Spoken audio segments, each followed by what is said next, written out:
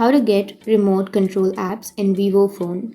So if you want to enable remote control, or if you want to turn on the remote control option on Vivo phone, then what you can do is first you need to go for your settings, and under your settings here on the upper right you will have the search icon.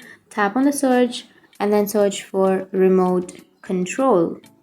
And if you don't have remote control, then unfortunately on Vivo, we don't have remote control option yet. So what you can do instead of that, you can simply go for any third-party application, download that, and then you can use it. So open up your Play Store and then go for the search, which is on the upper right, and then search for remote control apps.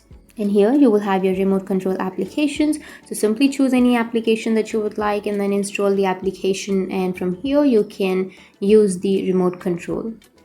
So we don't have any remote control application on Vivo, and if you have any questions, feel free to comment below. Thanks for watching.